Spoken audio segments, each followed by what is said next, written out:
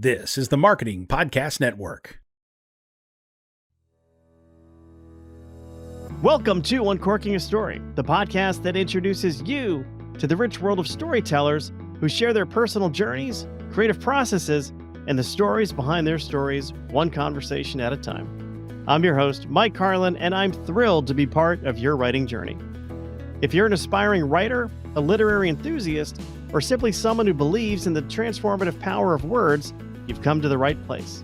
Every week, we'll pop the cork on the world of successful storytellers and give you a healthy pour of inspiration, insight, and empowerment.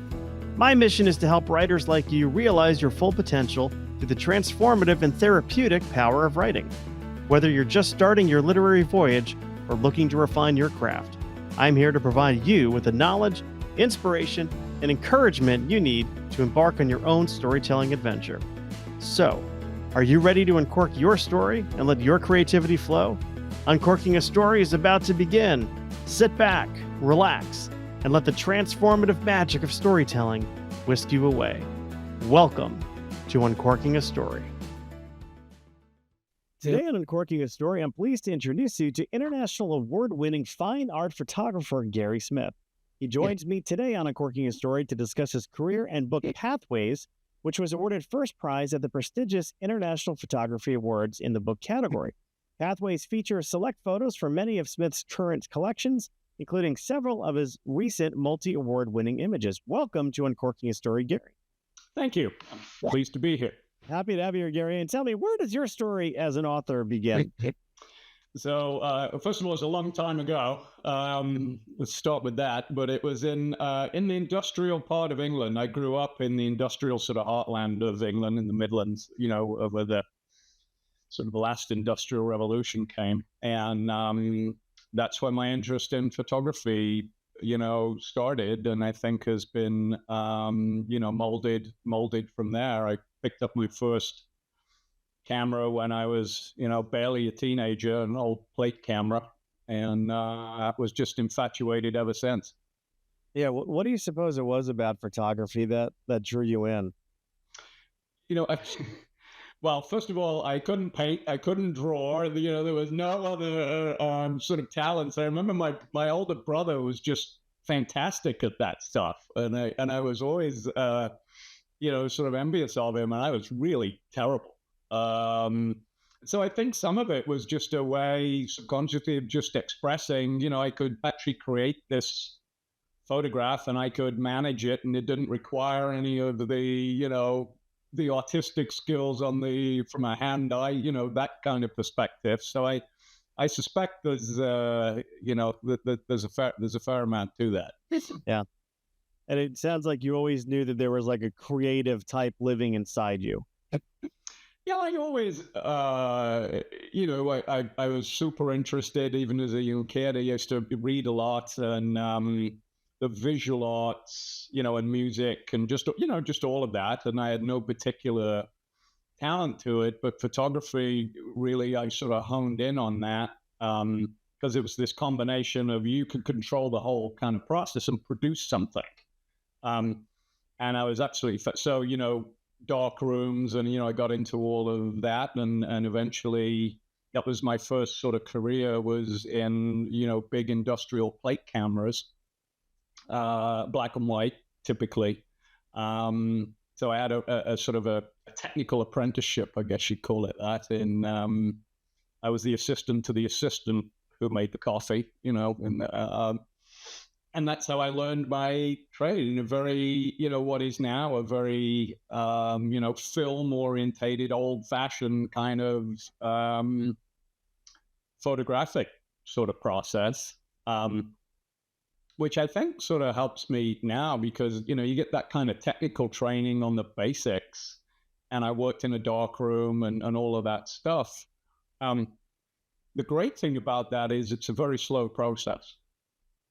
And so, even today, I apply a lot of the learnings and approaches to what I do now to kind of slow down in the digital age, of course, where everything's, so instant.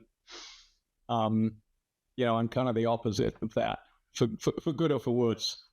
Yeah, I think about my kids and their generation. So I have three 22-year-olds. So we're the parents of Wow. triplets, and they take photos all day long, and of course it's on their phone. And I keep telling them, like, you guys will never know what it's like to actually use a roll of film. First of all, load a roll of film into a camera, and then use it up, and yeah, you get 24 or maybe 36 exposures. So you got to be really selective about what you're going to be using each snap for, and then bringing it somewhere to have it you know processed, and then waiting a week or so to pick it up. It's so instantaneous now. Of course, you're working in dark rooms and stuff like that, which, by the way, I always thought dark rooms were like involved wizardry, because just to me it sounded so cool to, like, I don't know, you have your film strips and your chemicals and your papers, and you have to have the red light, and God forbid you can't have somebody open the door, because I've seen enough movies. But to me, it's like I need you to demystify that whole process, because to me, it's like sorcery. It's like something out of Harry Potter.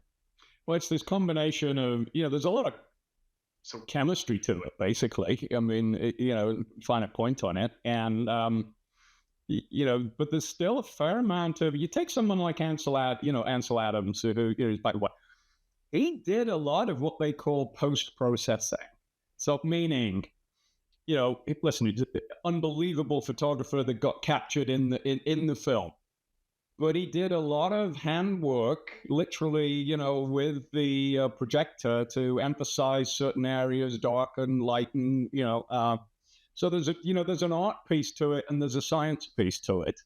I always struggled with the science piece to it personally, all the chemistry and the rest of it. And I'm sure it was never particularly good for you. You're in this small room with all these sort of fairly toxic type chemicals, and you got to, put them in sequence in the right kind of timing. Otherwise, your image won't work. So there's this great combination of focus, where you're looking at one image that you're literally, printing through a projector onto a piece of paper. And it really focuses the mind on the image, because you got kind of one shot at it, and you got to, make sure you get that right. Then you've got the processing part, sticking it in the chemicals, and then the drying of it, and the water of it, and the rest of it. So it's quite an involved process, but it makes, to your point about film work, it makes you focus on the image, because you're spending so much time on just one image. And there's something cathartic about that, frankly. And the whole environment of the darkroom, I actually miss, frankly. Because it was very, therapeutic in many ways. You're just lost in your own thoughts and imagery. And now, of course, it's instant on your phone, and we don't get, I think, the degree of focus and intensity on the image, because you can produce them so quickly. Right. But I imagine it's like almost meditative time for you, some of those times in the dark room. yes, yeah, I mean, it really was. And I didn't realize it at the time. I was a young, sort of teenager and early 20s, but I look back on it now, and they were very meditative. Yeah, meditative times. They really were, where you could sort of get out from the rest of the world and get some peace and quiet, and focus on trying to create something. And very often it wouldn't come out quite as you wanted, and you'd maybe have to go back and do it again. And but you couldn't afford to take too many images. Just the cost on the big plate cameras at the time was super expensive. And when I did it for a living, obviously, you had to move it along, and that created some, pressure. Yeah. So you talk to me about the I guess the difference between, photography as a hobby and photography as a career for you. Because oftentimes a lot of people will tell me, hey, don't make your hobby your career, because you'll lose something with it. Was that true at all for you, or no? Yeah. Yes, I think I'm a kind of poster child for that comment, frankly.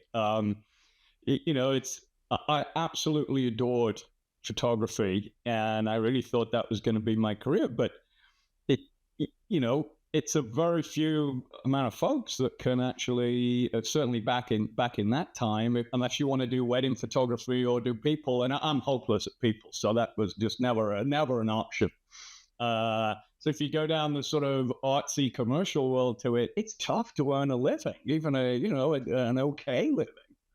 And so, I found that I really love photography, but I didn't like the commercial demands of delivering on a timetable and the rest of it to stuff. It kind of selfishly interfered with what I wanted to go photograph and what I wanted to do, and I really struggled with the two things. And eventually, I moved into the tech world and into telecoms, and that's where I've, been. But I've come back to photography. I always did it as a hobby in the background to it. But when we empty nested, I got two older boys. I had a little more time, and so I sort of re-engaged with it a little more seriously, and that's great because I'm doing it selfishly for me, and I can take my time over what image is and what I want to do and how I want to manifest it.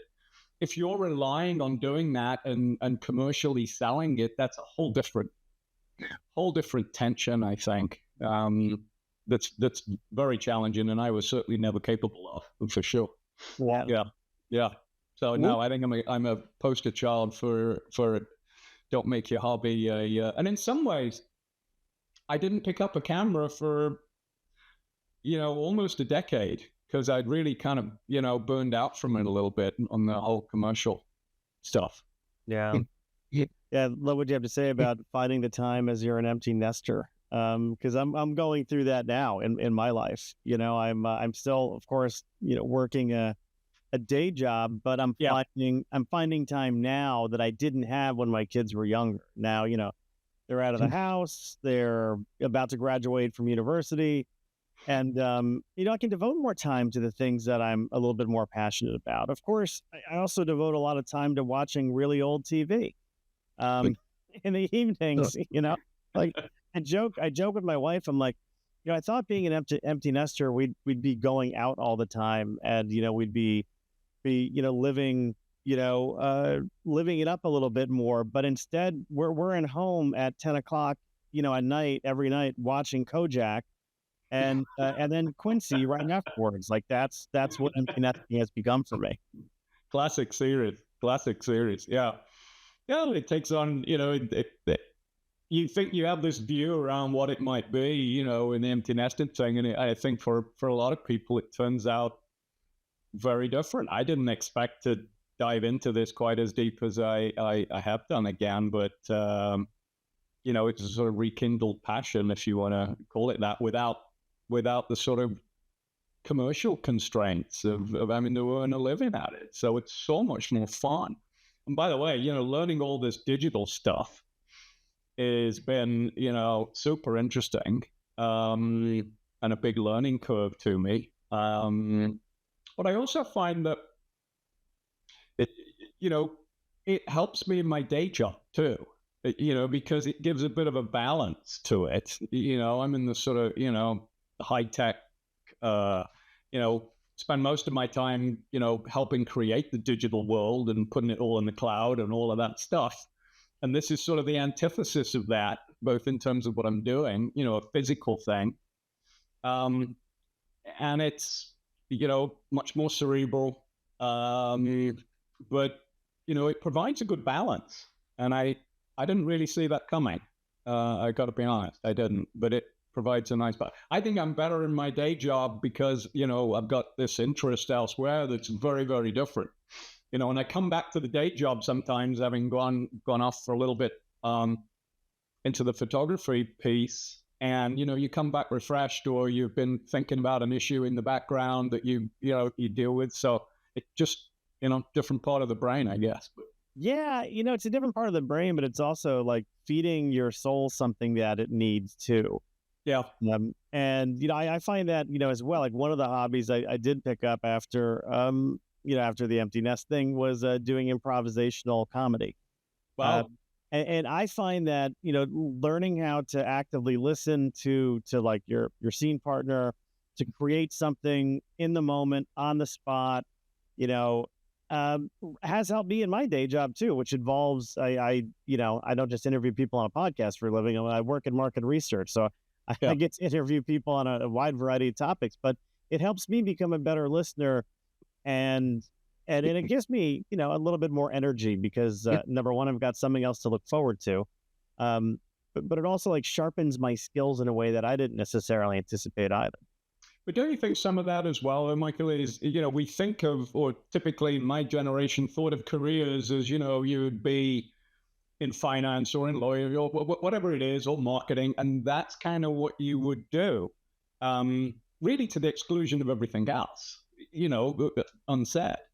Um, but in fact, I think most people get more fulfillment, and I'd argue they're generally more rounded and balanced if they have some other interests or they've done other things too. So, when they come back to their marketing job or their, finance, you've got a core competence you have to have, because that's how you get valued. But it's really the sort of EQ part of that I think you really get, more development of if you actually get out of your swim lane a little bit. Yeah, no, I agree. If that makes any sense. Yeah, totally. Stretch out a little bit too. I've been trying to think how I could use my skills to get out of marketing. Because I've been doing it for almost 30 years, and I think, geez, I'd love to run a podcast for a living, but regardless of what you might think, there's not a lot of money in it. Yeah. Yeah. Unless you're Joe Rogan or something like Talking of improv and stand up, listen, that's super brave. I mean, I'm really impressed with that. Anybody who can stand up and do that is that takes a lot of courage. I think it takes a mix of courage and a fair amount of insanity. To be honest, I do think it does take a little bit of a weirdness too. But hey, that's just me. Hey, we're all weird in our own ways, right? Yeah, let the old freak flag fly. Yeah. I'm curious, Gary. Tell me, how did Pathways come about, and what was your process for putting it together and all that? Well, I was approached by, a couple of publishers. Actually, one of the guys who actually produced Ansel Adams' last book. And I collaborated with him, and unfortunately, he passed when we got sort of about 6 months into planning the book and all the rest of it. And the creative director on that said, "Hey, let's finish this up." Sort of as a collaboration. And she was saying, because I knew nothing about how to do a book, absolutely nothing. So she helped me navigate through it. A lady called Joanne Bolton, incredibly talented lady, and very patient, by the way, dealing with me. So we, put together this book, and it was really a sort of compilation of, the work that I'd done in the last few years, and really reflects a sort of an approach that I have to it. When I look at think about a scene or an image, to me, there's always been sort of pathways through it. Where would the eye go? So if I, as I look at it, where is my eye drawn to? What do I want to accentuate? What do I really see in that image? And then try and really focus in on that, sort of to the exclusion of other stuff, which is, I use black and white. I use more minimalist imagery for that reason. So you sort of, how I think about it is sort of uncluttering of a scene to focus and present on the sort of essence that I think in the image. And, that's sort of a bit of a necessity for me anyway, because I'm super colorblind. I mean, very, very colorblind. So I don't, I don't see all the beautiful, vivid shades of color that, everybody else sees. So I think what that does is I focus on the form a little bit more. And it makes, I think, for what I call a sort of slower perspective of things. So I identified a bunch of images, working with Joanne, and we put that together for Pathways. And, the two other sort of motivations to it were, number one, given my digital world, excuse me a second, I have my Labrador attacking me. I've got a lab too, and I know exactly what you're going through at this moment. He sneaked in the door here. All right, buddy. He's like, Dad, I've got a ball. You know what we're supposed to do. I got a ball. He hasn't played with me for a couple hours now. Yeah, we can get into it, but excuse me a second, Michael. Let me just put that. Otherwise, he'll.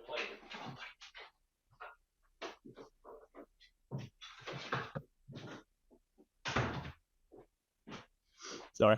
The two things was, first of all, as I said earlier, I sort of spent time helping create this great cloud, this digital thing with a communications perspective, and I wanted to do something physical.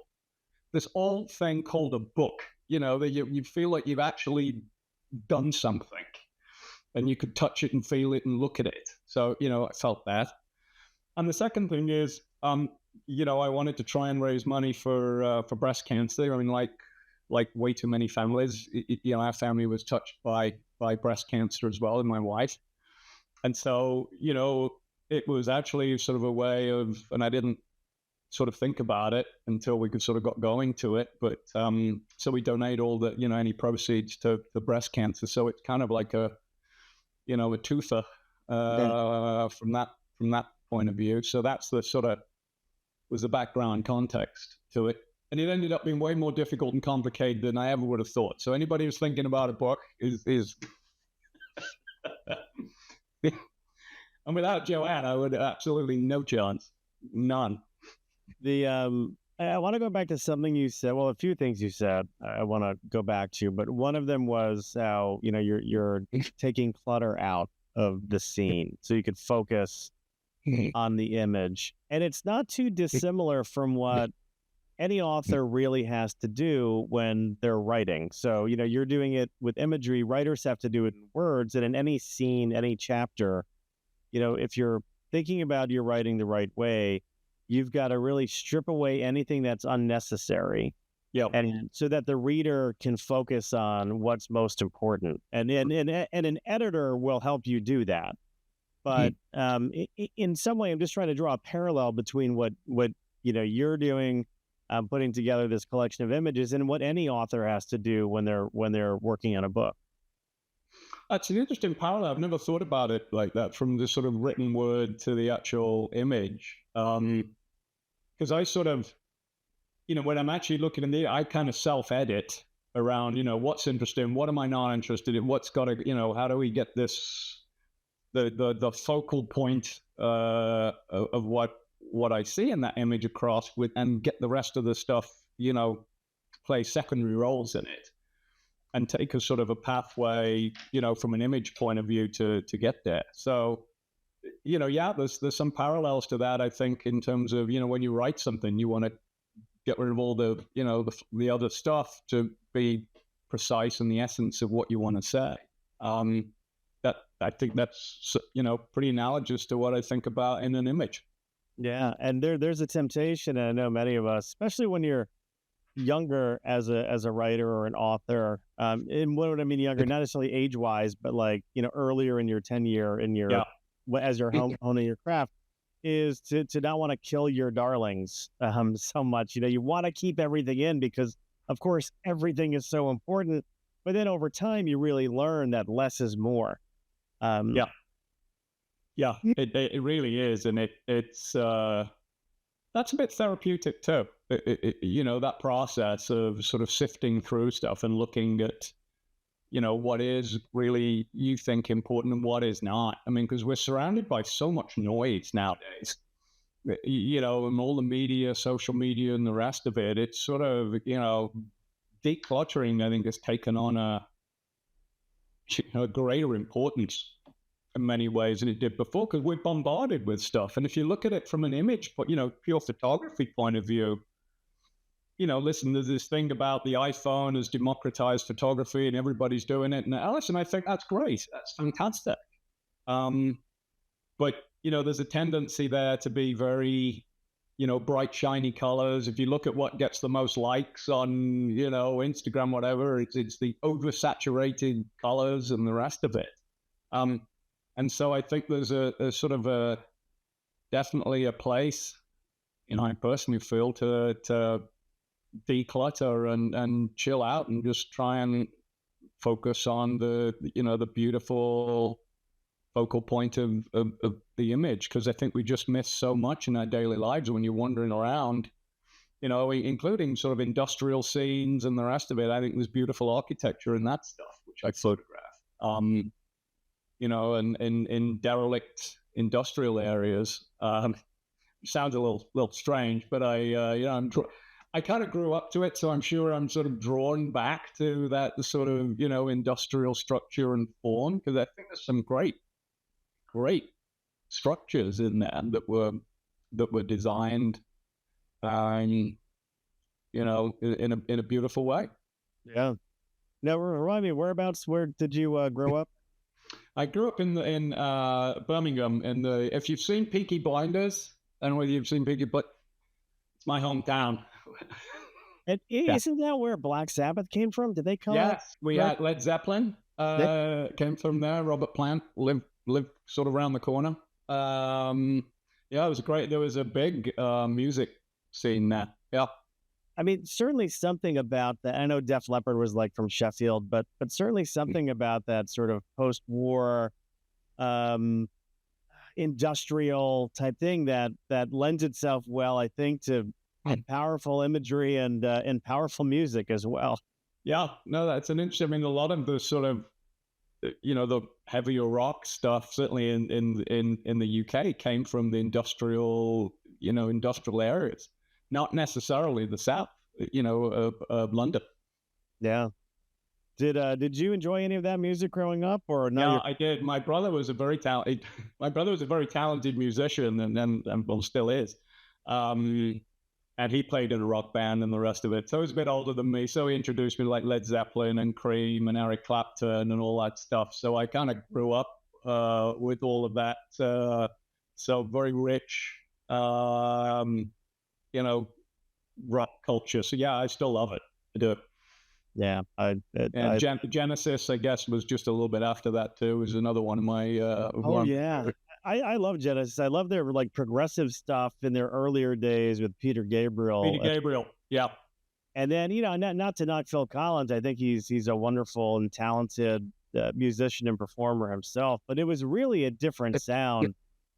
From the Lamb Lies Down on Broadway, jumping to Invisible Touch or something like that. It was a different band. Yeah, it was a different. I mean, Phil Collins, very talented. He was he was a child actor before that. I think he was Oliver in the last big production of Oliver. It was a movie, and but yeah, it's a very different band. And yeah, I'm old school. I'm afraid I'm like prefer the Gabriel stuff as well. Yeah.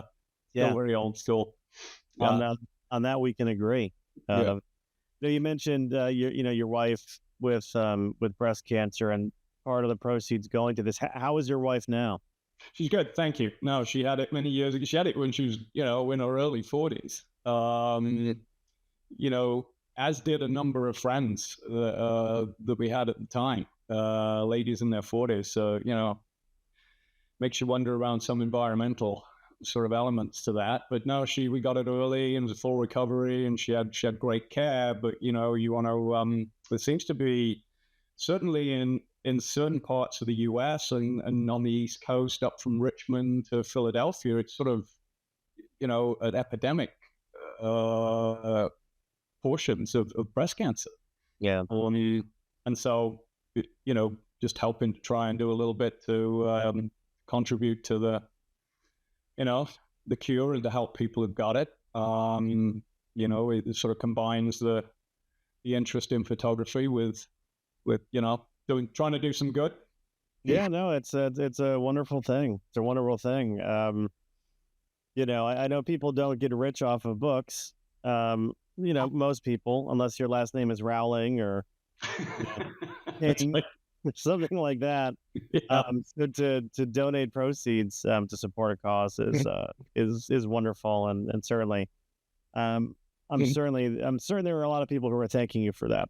Well, I always say a lot of that it's a selfish act because, it makes you feel good. So, Yeah. it's a selfish, I think, all of that sort of any philanthropic stuff, we've got to do what we can, but it's a very selfish act in some way. Fair enough.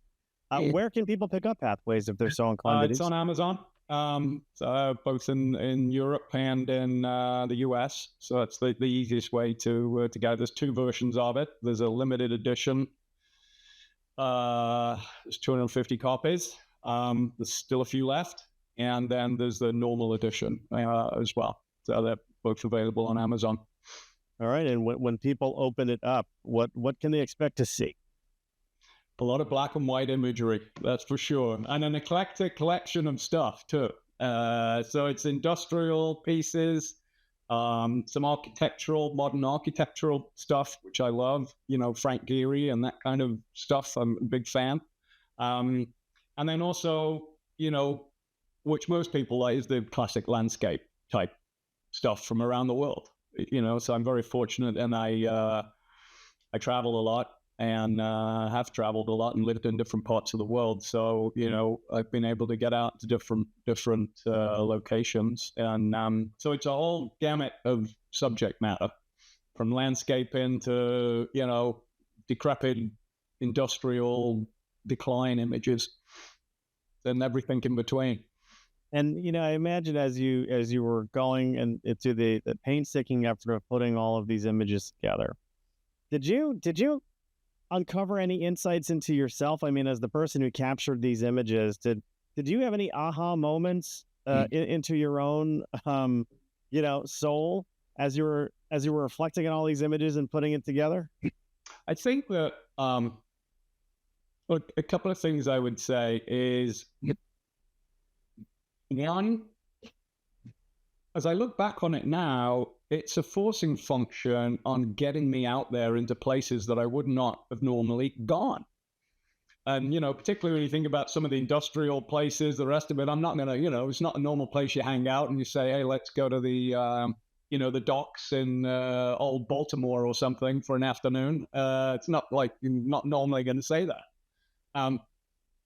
But I reflected on that, and I look at all those images, and I think each one of them in their different way, it got me out to a place probably of which I wouldn't have gone to.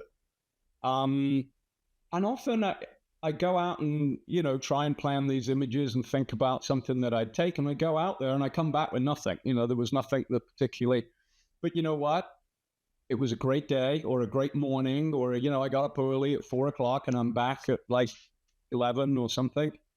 It got me out there, and I experienced, a wonderful sunrise or great nature, or, discovered something that I didn't know, and stimulating.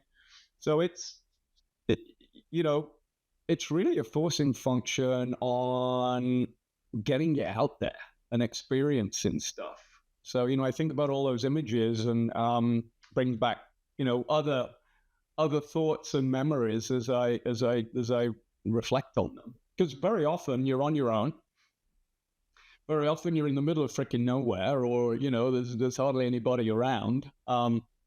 I try not to go to, particularly on the landscape world, there's a well-trodden path now of Instagram places that have been discovered, and you go there and there's like 500 photographers there at 4 a.m. waiting for this sunrise or whatever. And if I do that, I kind of walk away and go do something else, because I think the world doesn't need any more sunrise or sunset images of some of these places. So I deliberately sort of go off to places that are, the road less traveled, or everyone would like to say it. And a lot of the image that, have actually become the most popular are not images of places that are particularly, well known.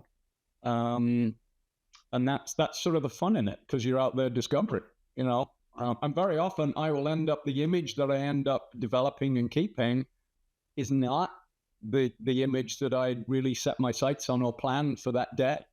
Very often it's not, it's a discovery, it's a discovery as I've gone off somewhere else. Interesting. Yeah, we'll go back to improv. It's an improvisation.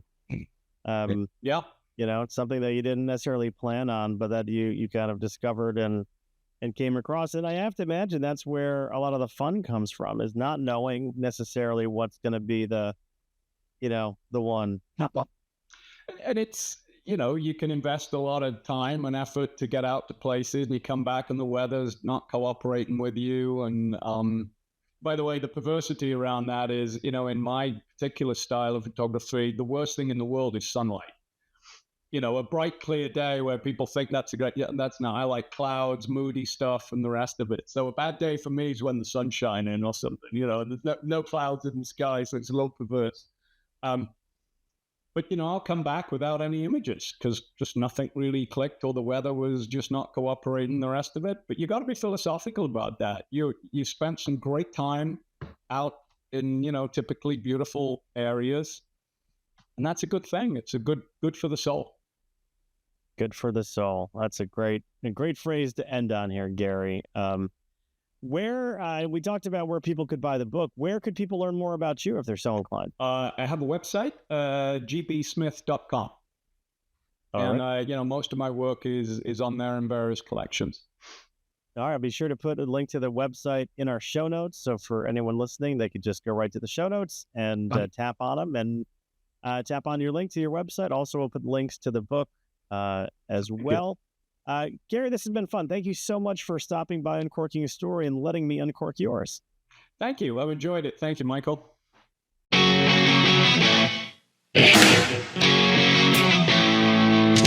Thanks for listening to Uncorking a Story.